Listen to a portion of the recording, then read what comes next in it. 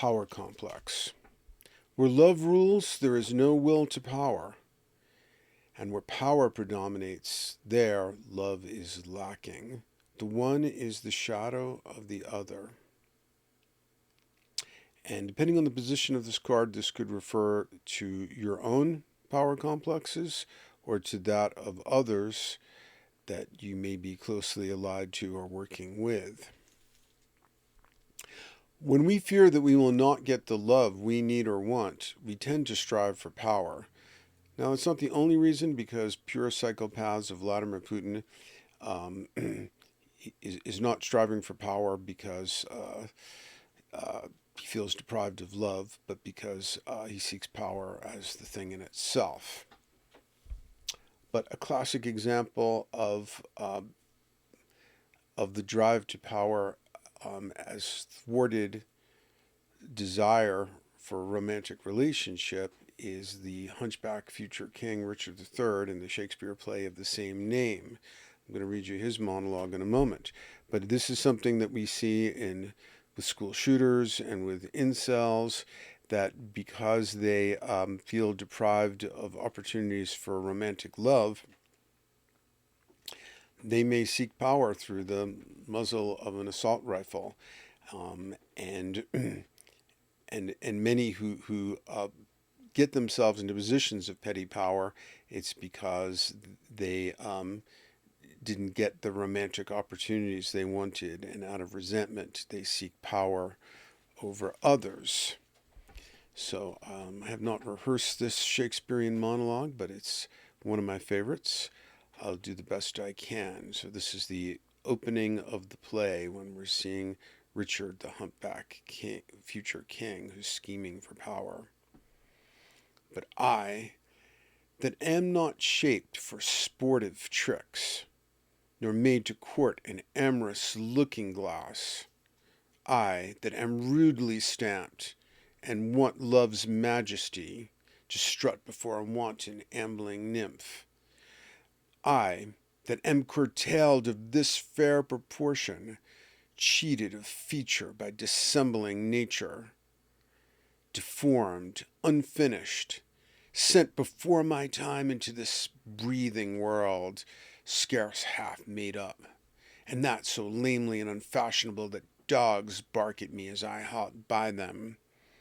Why, I, in this weak piping time of peace, have no delight to pass away the time, unless to spy my shadow in the sun, and descant on my own deformity. And therefore, since I cannot prove a lover, to entertain these fair well-spoken days, I am determined to prove a villain, and hate the idle pleasures of these days. Plots have I laid, inductions dangerous, by drunken prophecies, libels, and dreams, to set my brother Clarence and the king in deadly hate, the one against the other. Much in our world is oriented toward the power principle. It's kind of a lowest common denominator factor, and we still hear about Freud and Jung all the time, but rarely do we hear about Alfred Adler, whose psychology was once considered like the triumvirate of great psychiatrists of the 20th century. But his whole psychology is based on the power principle and inferiority complex and superiority complex and this kind of thing, are Adlerian concepts. Some aspects of this power orientation derive from the long patriarchal era of human history that's into power hierarchies.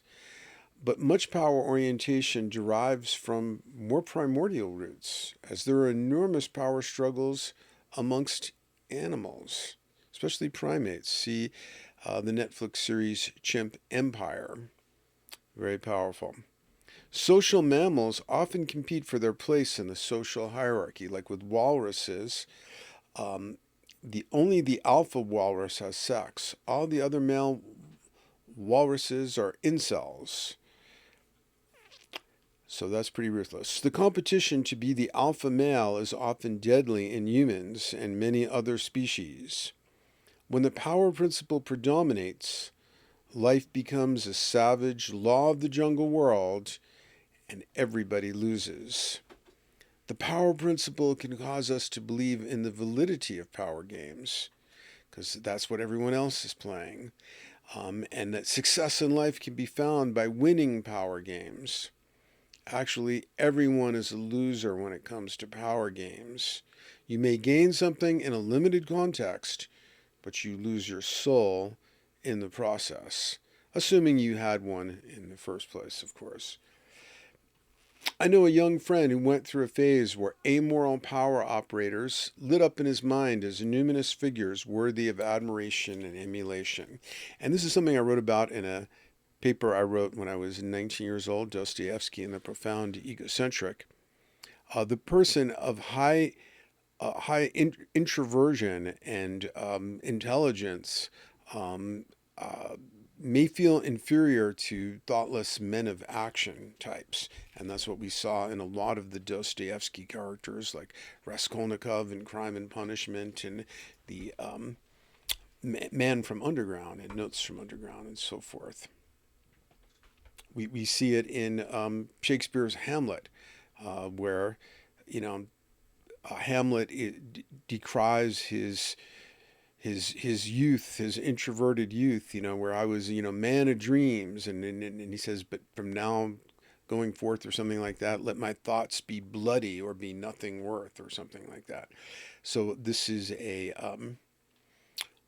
common theme in literature, is that desire to be a man of action when one feels ineffective in life. And this is why people who feel humiliated and resentful about their lives will seek to emulate and identify with a paragon of inferiority, inferior masculinity, like Donald Trump, and feel that they are somehow sharing in his power identification by supporting him. And he was himself brought up by a father who seemed like a full-blown psychopath, Fred Trump, and to be a killer.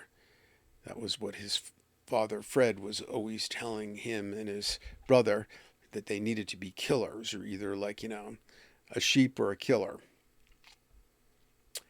The power principle can cause us to believe in the validity of power games. I guess I read that.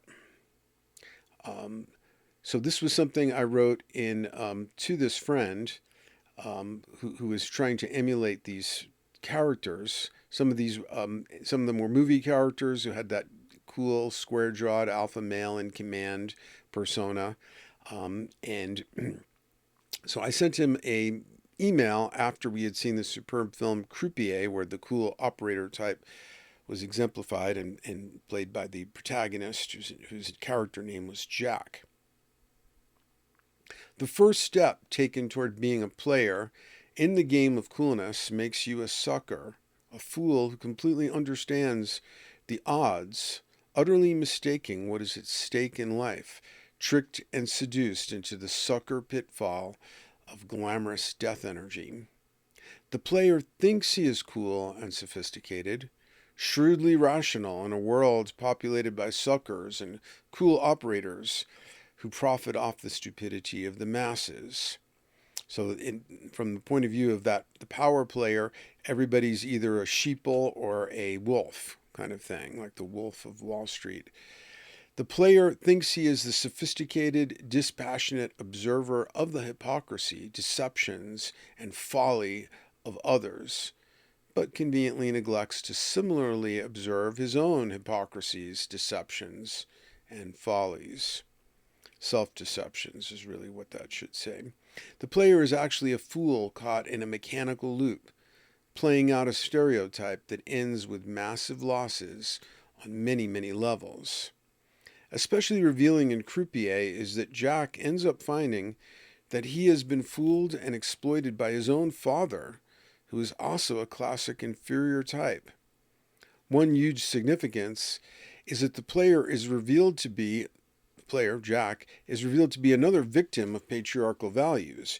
He is merely one more patriarchal version of the inferior and unrealized male personality, the supposedly tough and shrewd operator observer type, who is actually a highly narcissistic, self-deceiving, stereotypically nihilistic, postmodern neurotic with artistic pretensions. Perhaps there is some unintended significance that the character's name is Jack Manfried. The last name, Manfried, the last name almost sounds and looks like a contraction of man fraud. One sign that the power principle is ascendant is when we seek to emulate powerful figures, irrespective of whether they are wielding power in a way that is morally justified. If we find ourselves in the company of others where gross or subtle put-downs and snarkiness predominates, then that's a good sign that the power principle is in the ascendant. The power principle prevails in an atmosphere where there is a fear of being inferior, a fear that others are predatory, and a fear that love and success won't come to us except through force and cunning. So this would be the guys who are falling under the spell of PUA, of the pick-up artist, and believe that they will succeed in love by using power tricks, when at best they would succeed in manipulating some woman into sex. The power principle shifts us from the golden rule to do unto others before they do unto you. One way to cut the power principle down to size is to ask yourself the question, will I remember this well on my deathbed? That question shifts us from the short-term thinking of the ego to the long view of the soul. So we just spoke about the golden rule of power players, do unto others before they do unto you. But there's also an important difference. I don't know if I probably haven't spoken about this in any other oracle card, between different versions of the golden rule.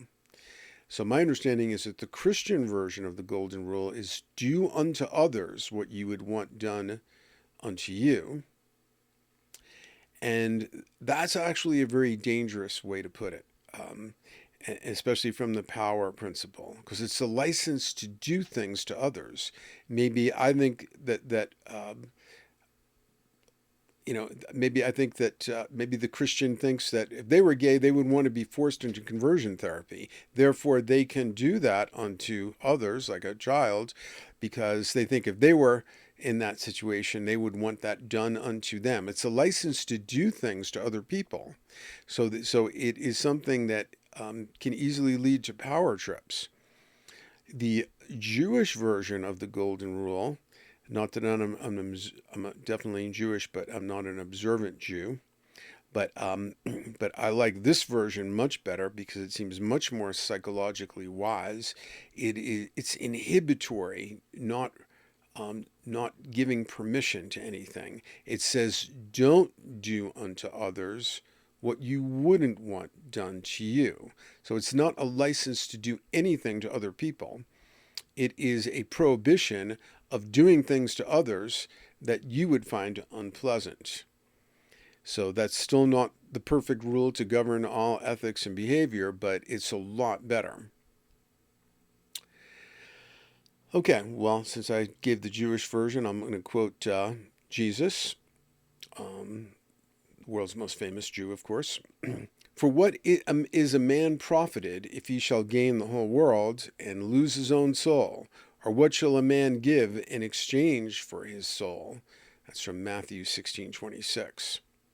What gain is there in winning power games, but losing your soul in the process? Consider this a propitious time to shift back to the golden rule and reclaim love and soul from the toxic ascendance of the power complex.